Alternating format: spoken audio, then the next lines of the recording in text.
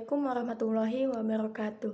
Saya di sini akan memaparkan materi tentang langkah-langkah berbicara. Nah, yang pertama itu ada tema, materi, dan perancangan. Tema itu pokok pikiran atau gagasan yang menjadi pokok pembicaraan. Sedangkan materi itu segala bentuk bahan atau materi yang disusun secara sistematis yang digunakan untuk membantu guru. Yang ketiga itu ada perancangan. Perancangan itu suatu sistem yang berlaku untuk segala macam jenis perancangan, di mana titik beratnya adalah melihat suatu masalah dengan lainnya saling kait-mengait. Selanjutnya ada faktor yang mempengaruhi berbicara itu terbagi menjadi dua. Ada kebahasaan dan non-kebahasaan. Kalau yang kebahasaan itu ada 4. Ada ketepatan ucapan, penempatan tekanan, nada, dan durasi yang sesuai. Yang ketiga ada pilihan kata atau diksi, dan yang keempat ketepatan sasaran pembicaraan. Nah, yang non-kebahasaan itu ada 7. Yang pertama itu gerak-gerik dan mimik yang tepat. Kedua itu keterbukaan. Ketiga pemandangan mata. Keempat sikap pembicara. Yang kelima kenyaringan suara. Yang keenam kelancaran, dan yang ketujuh penguasaan topik. Nah, selanjutnya ada keterampilan berbicara, retorika, dan aksentuasi.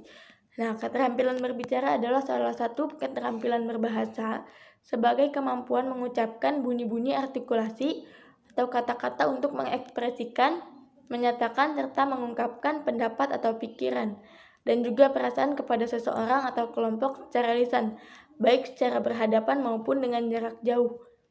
Nah, di sini ada pengertian retorika.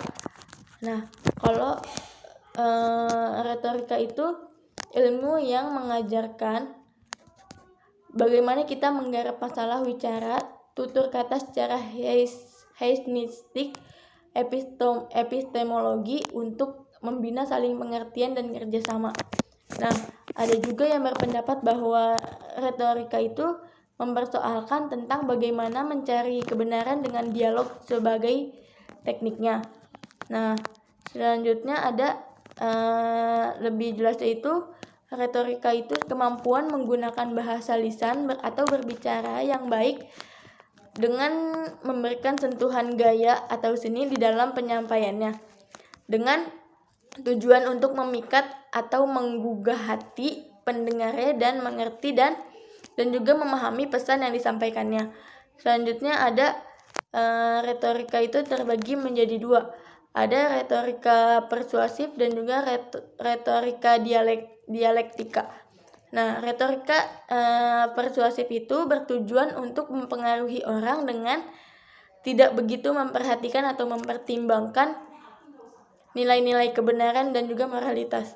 Sedangkan retorika dialektika itu retorika yang muncul sebagai kebalikan dari retorika persuasif, di mana retorika ini sangat memperhatikan nilai-nilai kebenaran, kebijakan, moralitas, dan juga sifatnya dapat menenangkan jiwa manusia.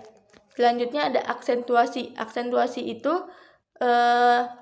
logat atau dialek bicara dengan menekankan suara pada kata-kata yang dianggap penting. Sekian pemaparan materi dari saya, kurang lebihnya mohon maaf. Wassalamualaikum warahmatullahi wabarakatuh.